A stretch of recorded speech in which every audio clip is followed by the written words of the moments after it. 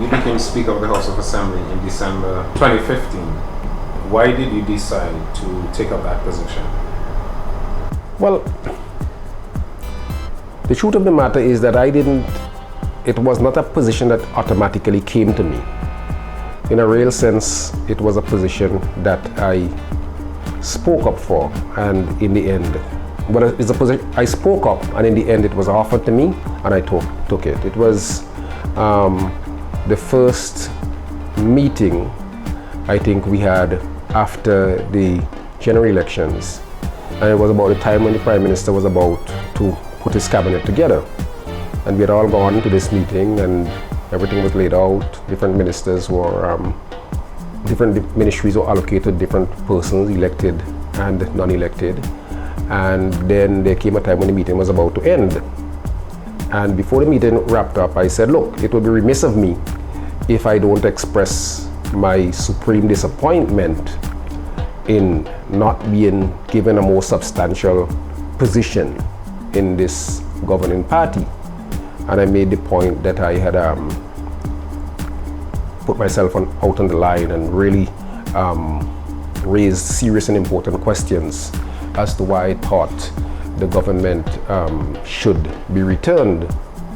And I said then that I was disappointed.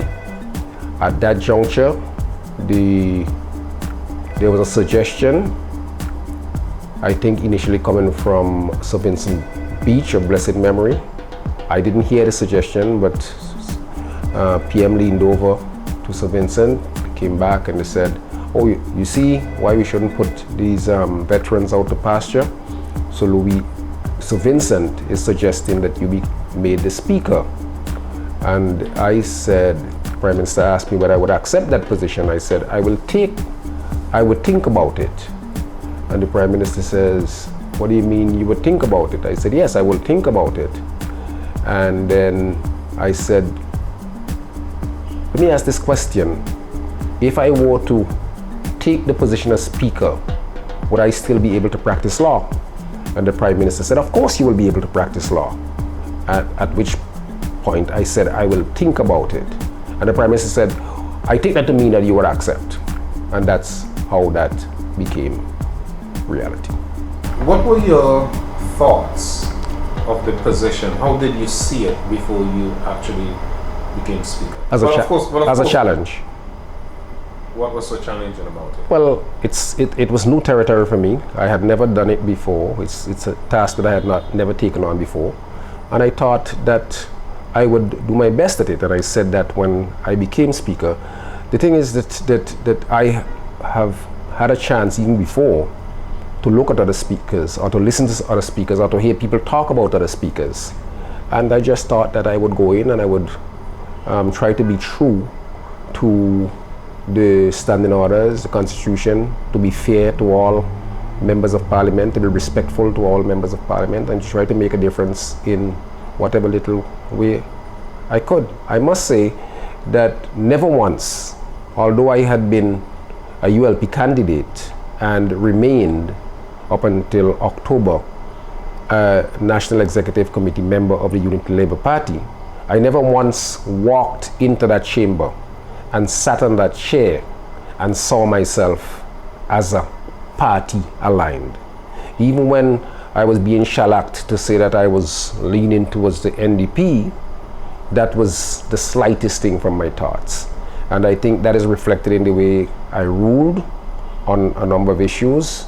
I must say that the greatest joy I had as Speaker is when both sides would take to the airways and condemn me for one action or the other. Not that I relished the condemnation, but I felt if both sides were taking pot shot at me, it meant that neither side can really say that I was in their bosom or in their pocket.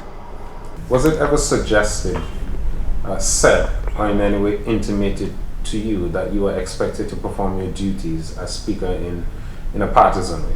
Never from the leadership of the party. I can tell you very, very early, one of the major radio personalities of the ULP said to me, if you think you want to go there and be Mr. Mr. Fair, we're going to attack you from the get-go. And that person attacked me from the get-go. Did you ever complain to the leadership? I wrote, you may recall my famous open letter to ULP party leaders of November of 2016, I think it was. So you never formally communicated any displeasure or anything? Yeah. I talked about it to the Prime Minister. I raised it with a number of other personalities. Invariably, what the response was that, oh, I didn't hear, I didn't listen to it, I didn't hear it, I don't know. But there was never an attempt to stop the onslaught. In fact, what became significant for me was that press conference which was held like about 2 years ago, when you asked the Prime Minister about that precise point, and the Prime Minister said that it's a family quarrel that would work itself out, and essentially said, let the charlatan continue. Because I wasn't responding to anything, I wasn't making any big issues about it. Did the family quarrel work itself out?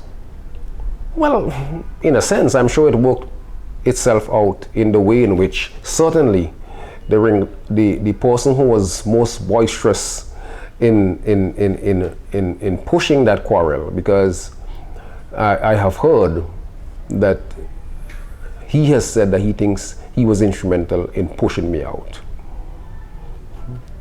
Who's this he? Some people are legends in their own mind. Who's this he of which you speak? Well, everybody knows Frank De Silva was the most vociferous anti-ULP public voice. But I got to tell you, I have always felt and I have always believed that Frank De Silva was the ventriloquist of the other top leaders in the party. Ventriloquist? Yes. Yeah. Whose voice was he sounding? The leader. Clearly he must have been sounding the leader's voice. It's the party's paper. It's the party's radio station. If the party disliked anything that was being said, you can be sure that the party would have said, look, you can't say this on our radio. You have to moderate what you are saying. That was never done. In fact, the scurrilous,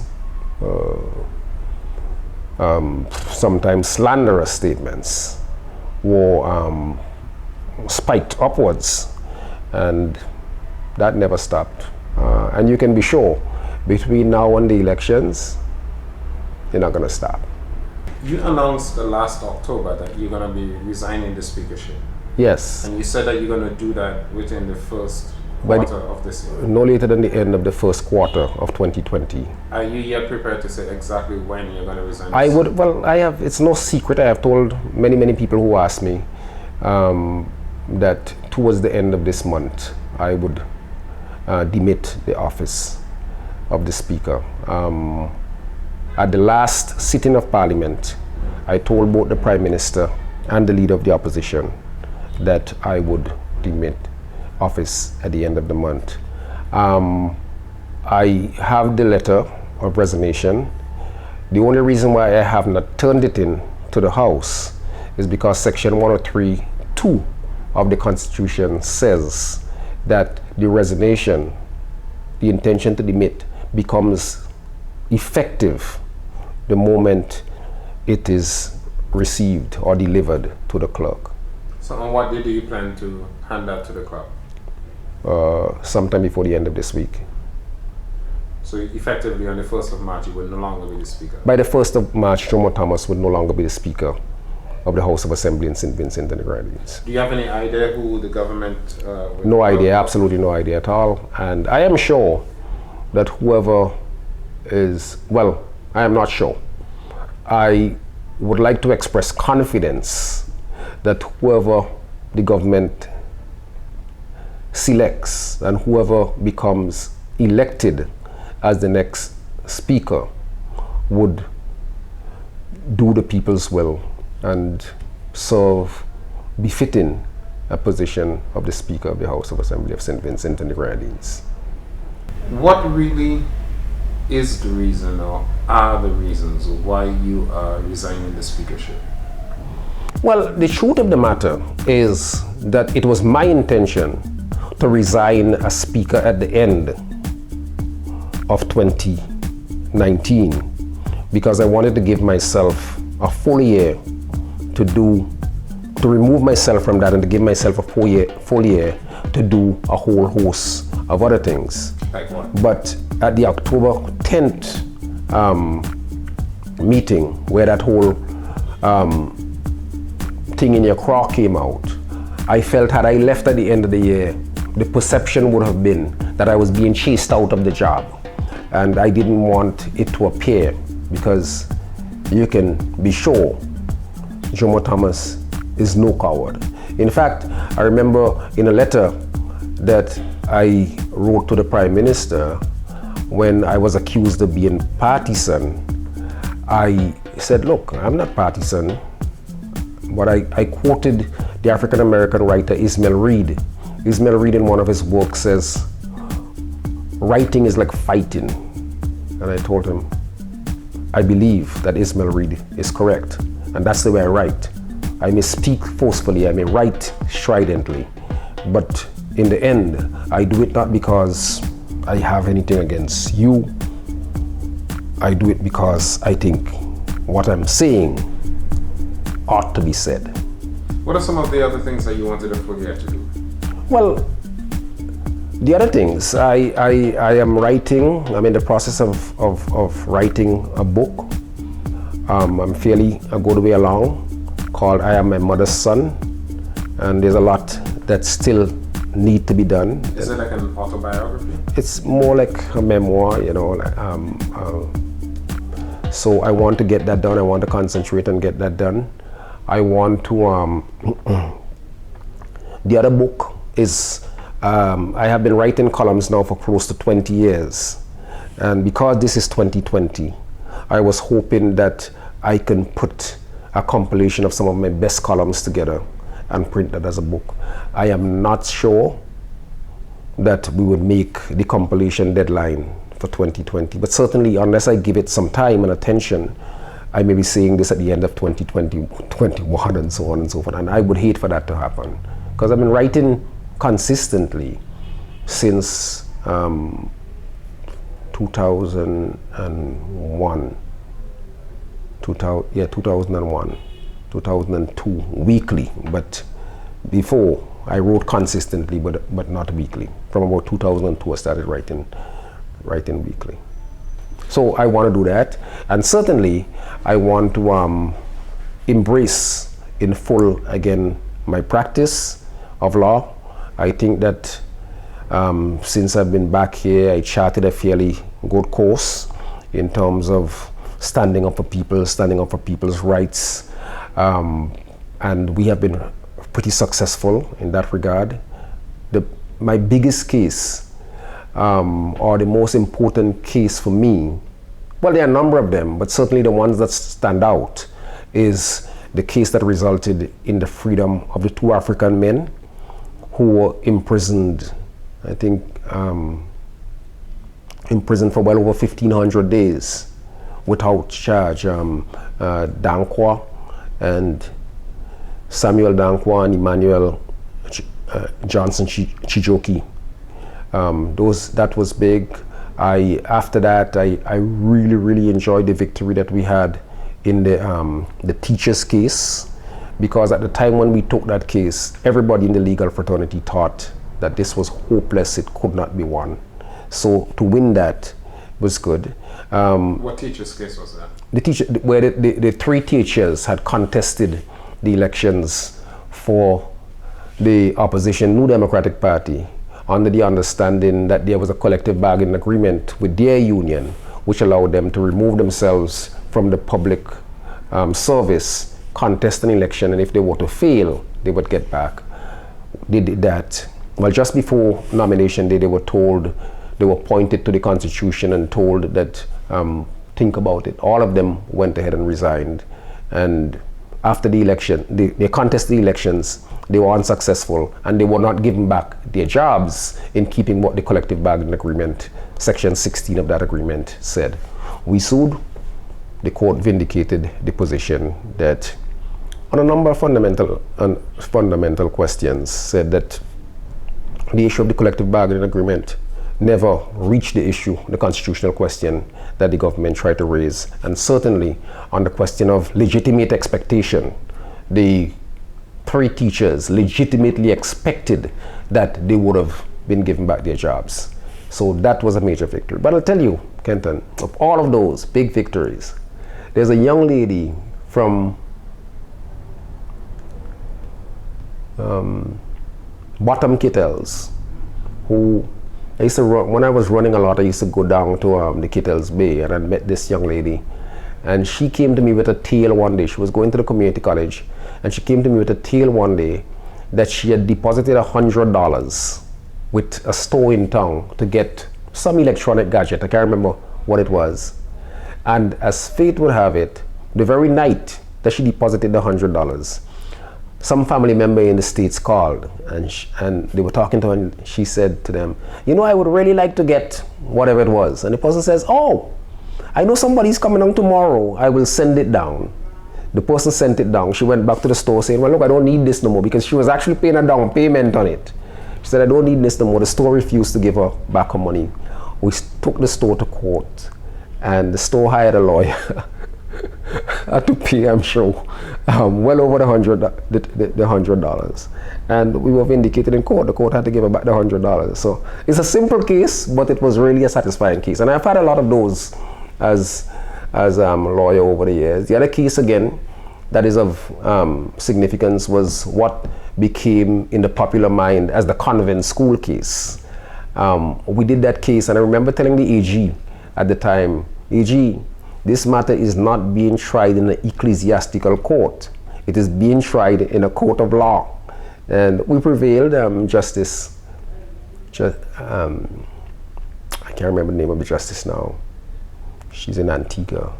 But she came back on every single point of law we raised. We prevailed. So those are some of the things I like to do that. To me, Kenton, St. Vincent is akin to a big tree. And I'm like that little boy in that tree who is gleefully shaking limb after limb with the hope that some mangoes would drop or some golden apples would drop, and somebody who can't climb the tree would pick it up and be satisfied. But also, Jomo, 2020 is an election year. Yes. And you're an activist, you're a social commentator. Even when you were inside of the ULP, yes, you were very strident in your criticism of the party. Were you also hoping to resign the speakership to give you more freedom to do your commentary? Or? Well, certainly. In fact, that's one of the reasons why I wanted to get out at the end of the day. I didn't want to be encumbered by the strictures of the speakership. And people don't know this, but part of the points that I raised a lot of time had to do with the ULP as my party. Before I became the speaker, or after I became the speaker, the 2 institutions in St. Vincent that benefited most from my commentary, from my lack of commentary, was the ULP and the NDP. They benefited the most because I had to hold back things that have to do with the ULP. I was able to speak about those even more. But I tell people all the time, I'm an equal opportunity critic. So you can be sure that if the NDP does something that I think, that I understand and I perceive not to be in the best interests of the country, I will say that it's not in the best interest of the country, in the same way in which I would point to a given policy action of the ULP and say that I don't believe it is in the best interest. None of this is personal to me, Kenton. None of it. I don't have no axe to grind. I don't have anybody in my mind. I don't hate anybody. Some people say that because I ran and lost, it's sour grapes. I really don't bother with that anymore. To me, I know that I ran and lost, but fundamentally was made to lose. I know that for a fact. And different people in the leadership know that to be a fact. And I have pointed over and over to why I know that to be a fact.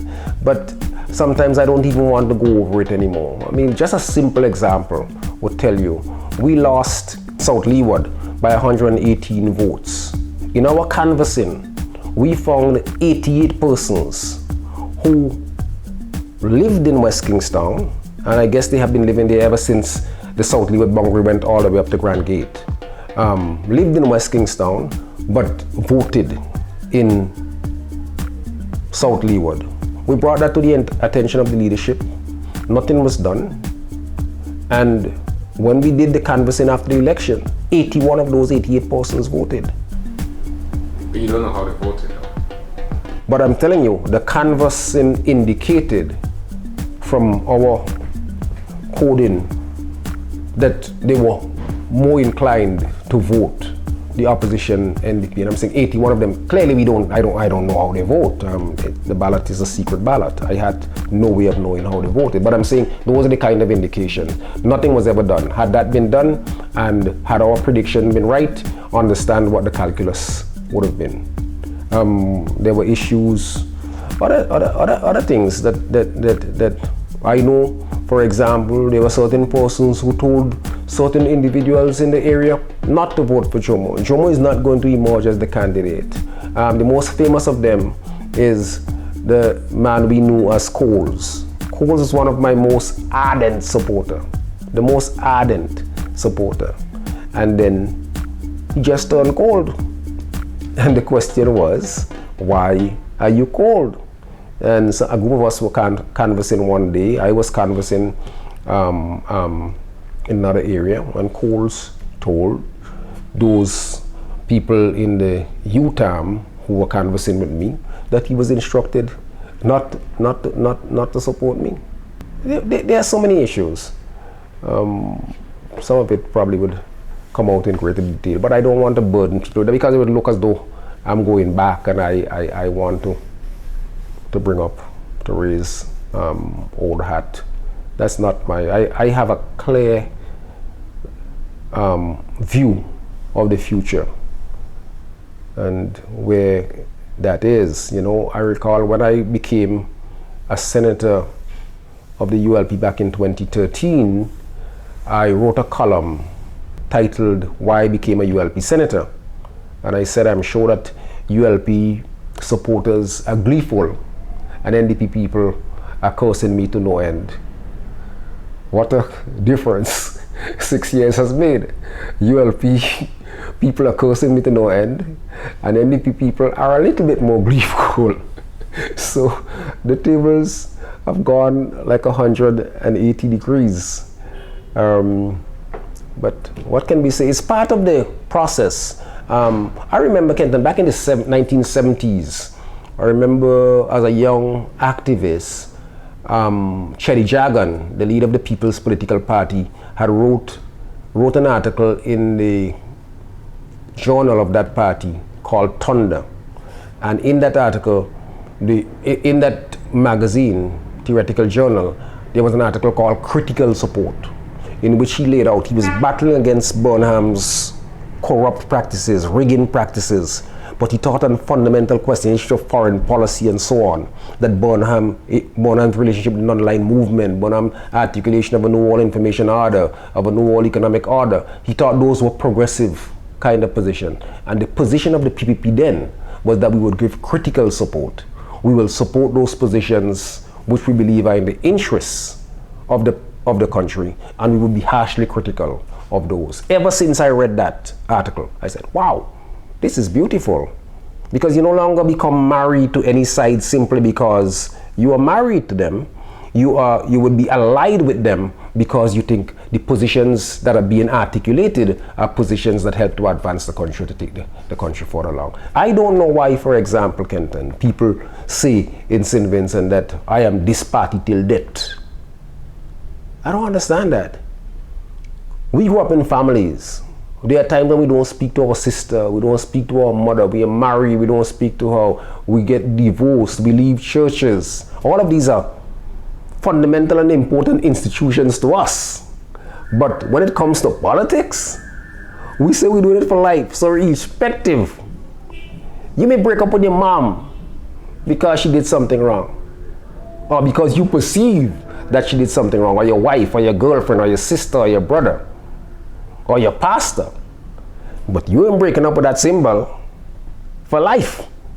I mean, that is a monumental commitment that stranglehold need to be broken if St. Vincent is to break the current tribalism and to go forward.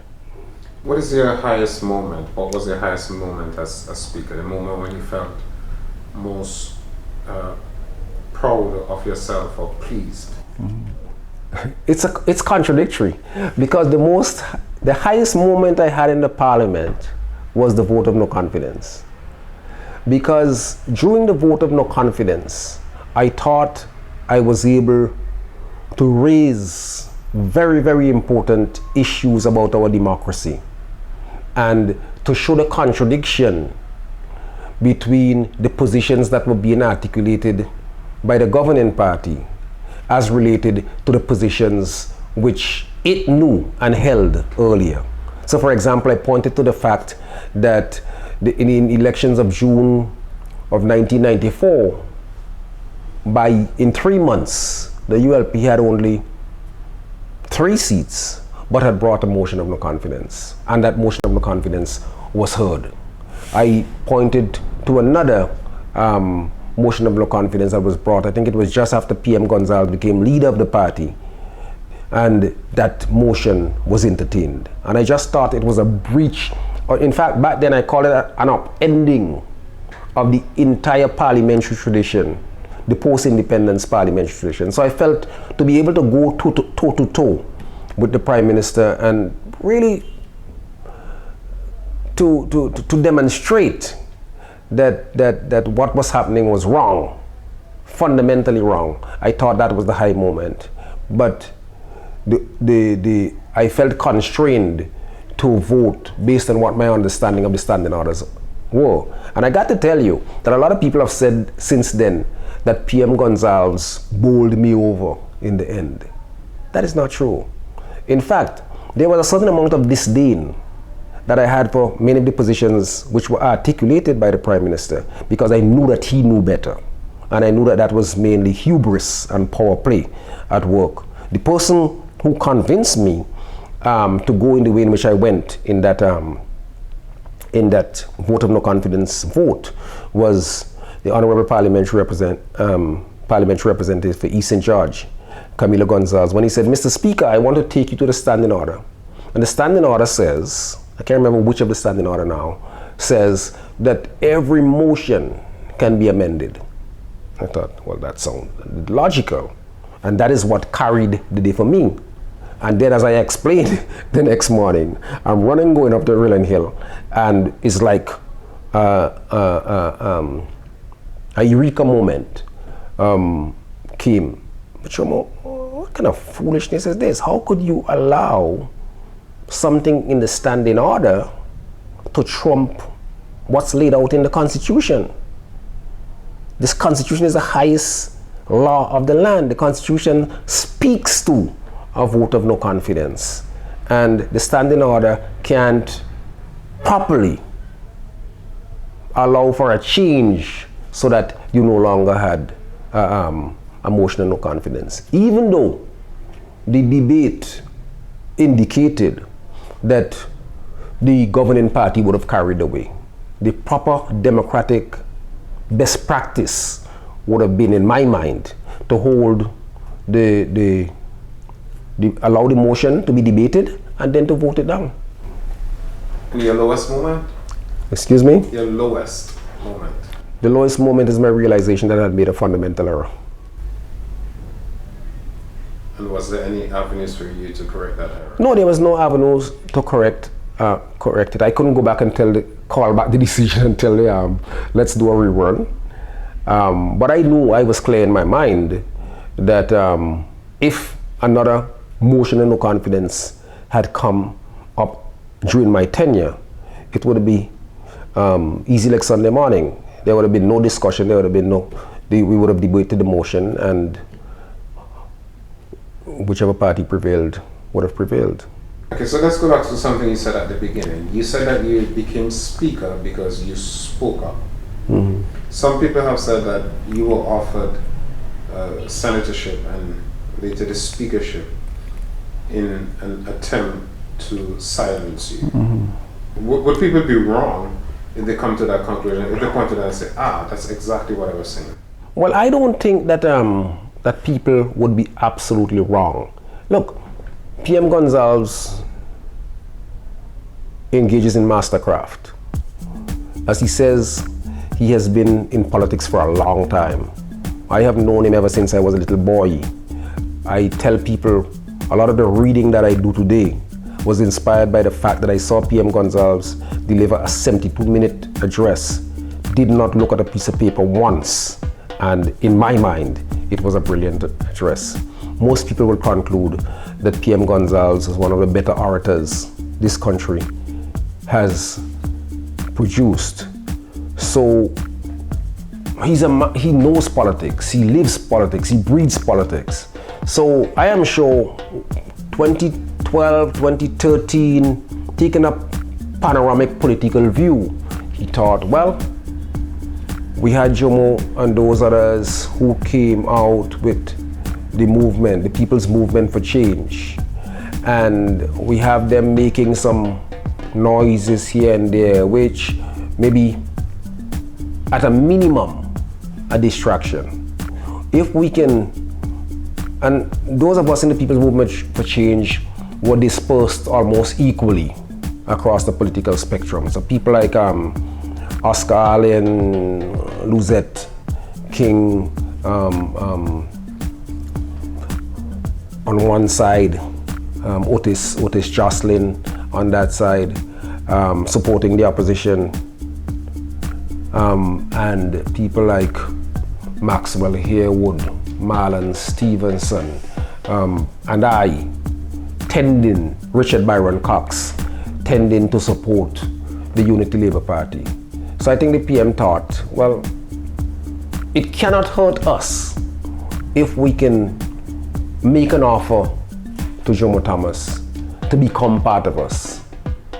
And they calculated, and I think calculated incorrectly, that had I become a part of that process, I would have just shut up and just lived the life of being a senator or whoever else. But that has never been me. I never thought that there was any particular glory in being a senator. I never thought that there was any particular contentment in being an elected parliamentarian. I always wanted to be part of a process that would help in the advancement and upliftment of the people of St. Vincent and the Grenadines. So if I saw something that, in my humble estimation, and I think that I'm a very considered man, not to be in that interest of the people, I would speak out. And that is what I did. And that became, to my detriment, in the political establishment, political arena.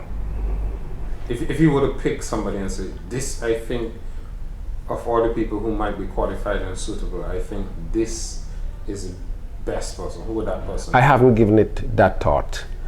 If I understand the mind of the political leadership in St. Vincent, and I think I have an inkling, I think we're going to have a woman speaker. Why? Because that's the new mantra, we're empowering women. So do you think, is that to say that, I don't know if when they dress would be an appropriate term, but more of a partisan political calculation rather than suitability, or are you confident there will be a combination of all those factors? It more than likely it will be. I think in the leadership's mind, a decision will be made to combine all of those.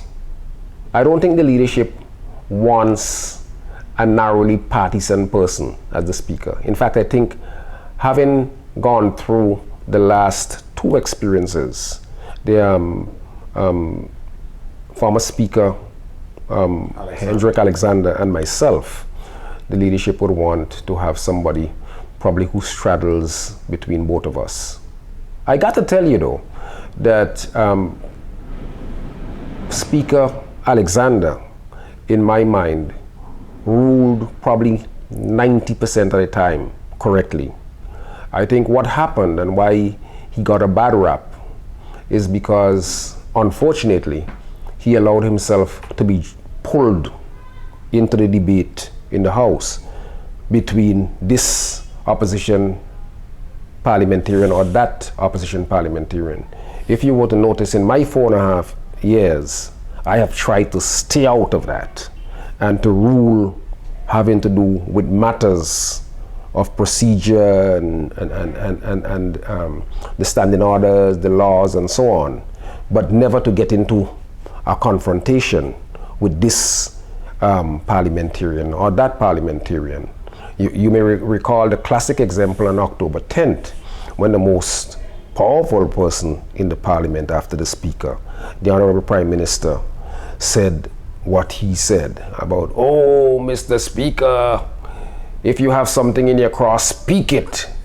Well, another speaker might have jumped on that as being most inappropriate, and then there might have been a back and forth between the speaker and the Honorable Prime Minister. The way in which I dealt with that was to say, "Mr. Prime Minister, you know what you are saying is inappropriate." And he doubled down. And I said to him, "Mr. Prime Minister, you know what you are saying is beyond the pale." I have read coverage on it, including coverage in one of the newspapers, in which more than once that paper in editorial and other places said that the speaker whimpered a response. Evidently, that writer does not know what the term beyond the pale really means. Tell us what it means.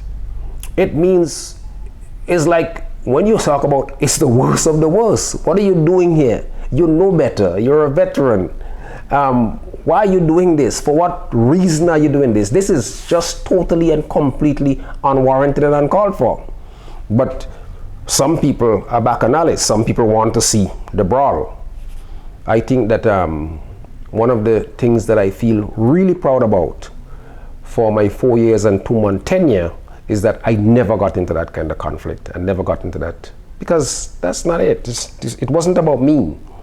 It was about the process. It was about broadening democracy. It was about making democracy live and real. It was about reminding the parliamentarian that, look, we have tremendous difficulties and problems, and the debate which we bring to the House ought to reflect an understanding and communion with those kind of problems, rather than narrow, silly banter that more often than not we had. You said that during that banter, the Prime Minister told you if you have something in your craw, you should speak it. Maybe you have something in your craw. No, I don't have anything in my craw. In fact, when I got onto the street, the day after and the days immediately after, some of the more astute citizens said, evidently, it was the Prime Minister who had something in his craw, not me. What next? What next? I have a number of things that I'm doing, apart from those things which I announced. I don't want to speak about them just this minute. I know that a lot of people are hoping to hear answers to that precise question. A lot of people are wondering, well, I know that the governing party has said that it's a family, and if you leave the family, rather mafioso, I thought, that characterization. It's a family, and if you leave the family, you are dead politically. I know recently, last Tuesday, for example, the Honorable Minister of Transport and Works said that Jomo is a spent force politically. But in the same breath, the minister said, if he goes on a platform, any place in South Leeward, mount a platform, people will stone him. I thought that was very, very suggestive, and I said that in my column. Now, this politically dead person, this person who's a spent force, seem to be generating a tremendous amount of coverage. Now, the way people deal with dead is to leave it alone. There's nothing to do with that, just let it be, because it's a spent force, there's no currency there, can't do anything, so just let it be. So I am a little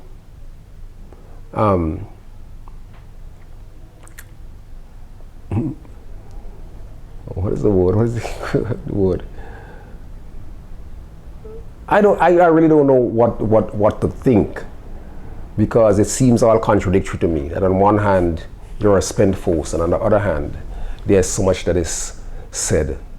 Because, Kenton, I got to tell you, mass parties play to their base.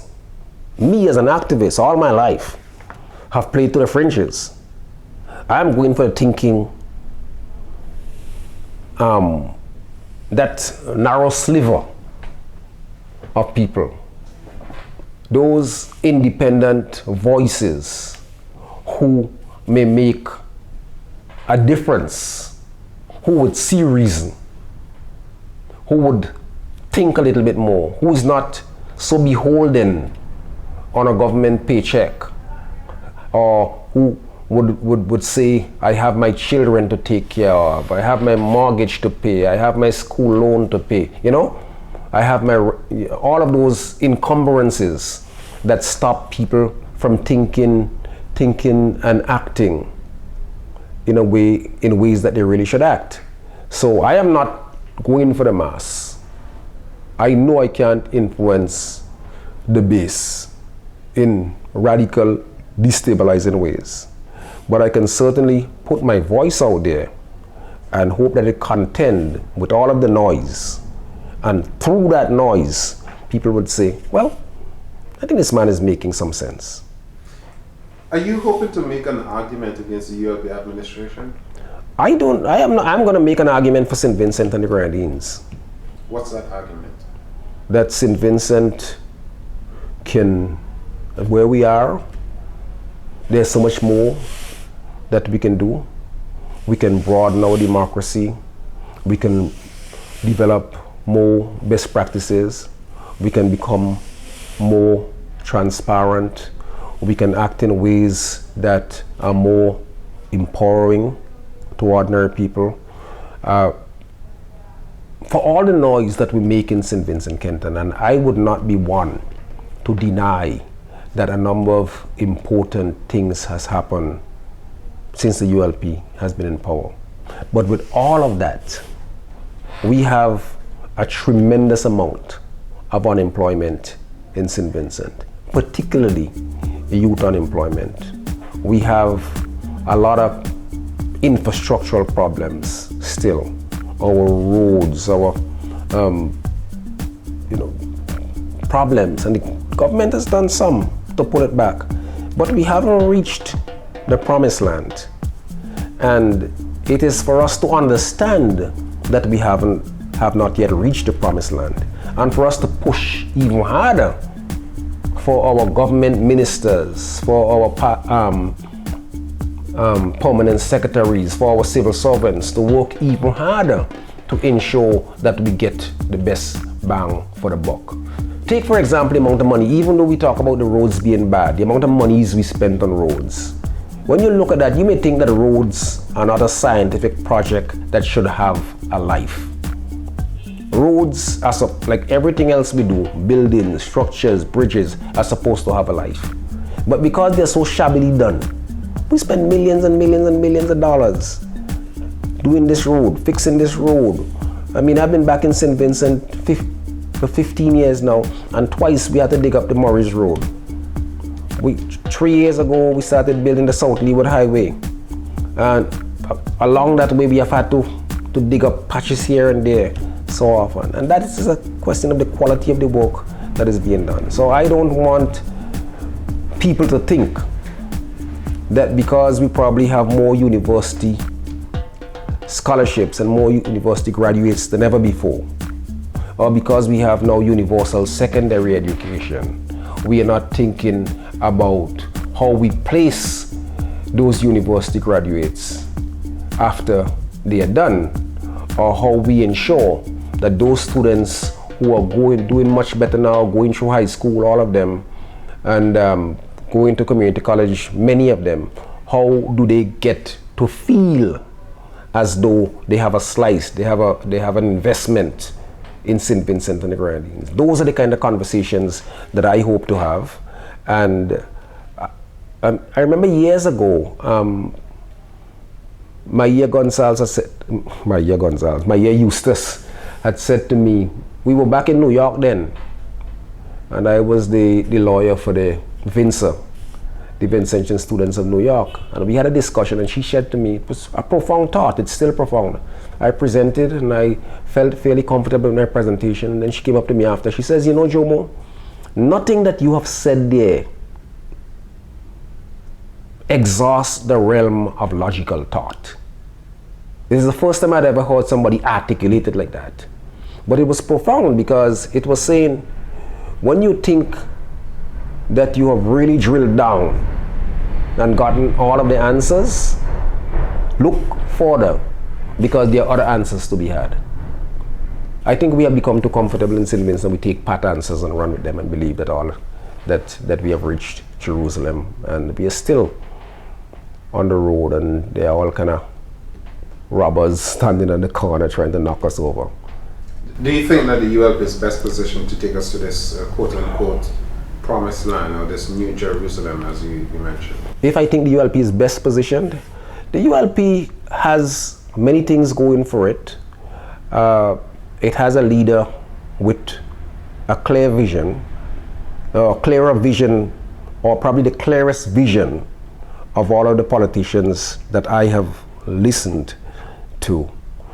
But I just give you the thought about not exhausting the logical space. More than that, I said something on Donnie Collins' program last Friday that the ULP persons appear to want to eat me for, because they probably was expecting public relations for their party, and I didn't offer public relations. I didn't endorse the party as a runaway favorite for the next election. I could do that, but that does not in any way carry the party very far. Because the party would still have to canvass and go to the polls and deliver. But the thing that the ULP has is that even though Dr. Gonsalves had some vision and has demonstrated it, he has a will to get things done. The best reflections of that is the Rabaka Bridge, when everybody was saying this couldn't be done, and the Argyle International Airport. That is a man with some will and some determination and some mental capacity to do things or to see things through. But we know that Dr. Gonsalves in August would be 74 years old. He's not going to be around forever. And therefore, if you remove Dr. Gonsalves from the Unity Labour Party, there's going to be a tremendous void. In fact, if you remove Dr. Gonsalves from any political process, there's probably going to be a tremendous void. Who is going to come along? The party has some young people. They don't have the experience like Dr. Gonsalves. They don't have the training and vision, the era that he came through. They don't have that. So I can say now that this party has all of what it takes to carry St. Vincent forward. I remember saying time and time again at the party's leadership level when I sat in those chairs that we have to be mindful, we have to be very careful that what happened in Venezuela after the death of President Chavez does not happen in St. Vincent after departure of Prime Minister Gonsalves. People will remember in Venezuela in 2006-2007 when President Chavez contested the election, he won 60% of the vote. 60% of the vote. He was afflicted with cancer, he died. 8 months after the Chavistas went to election, they won 50.9% of the vote. So that man amounted to 10% of that party's support. And if you look at the way in which things have been done in St. Vincent, where you have to come to me for literally everything, I always pointed to that as a difficulty, how the party would work that out. So people could clearly latch on to the Prime Minister and hope that he sticks around for a long time. But biology don't work like that. In the end, if you don't move, biology would compel you to move. But some people say it's contradictory because you're supportive of Bernie Sanders in the United States. Yes, but I support Bernie Sanders because, on a number of grounds. Bernie Sanders is 77, 78, but Bernie Sanders controls the youngest demographic in the United States. Bernie Sanders is immensely popular among young voters between the ages of 18 and 35, 18 and 40. Tremendously popular. In addition to that, Bernie Sanders has a number of positions that are supported by at least 60% of the American population. Bernie Sanders' healthcare for all is supported strongly. Bernie Sanders' position that you should cut the military budget so that you can fund other programs is supported, not because you don't hear it in the media, but when they do the polls, it's supported. Bernie Sanders' position that you do free education for all state institutions, university institutions, strongly supported. So there are a number of positions which he holds, which make him attractive, and he has had a long history standing on the side of ordinary people. I am saying that across the board, I support Sanders, yes, but having just left the ULP, I wouldn't do public relations with the ULP to say that, oh, I think that it's the best. I've said that all along. I used to say, if you want me to do public relations for you, pay me money, and then I would be the hired gun. I would not say anything badly about you, but I don't want money to so I would continue being the Jomo, the activist, the newspaper columnist that I want. So you can pay me to get me to just side with you. But I'm saying, if you really want somebody to do public relations, you ought to hire them and let them. I mean, I think C.N. Marshall is doing excellent public relations. He's hired.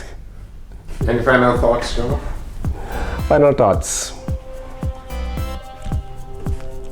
I love St. Vincent. I want to make a contribution, continue to make a contribution to St. Vincent. I know I will continue to make that contribution.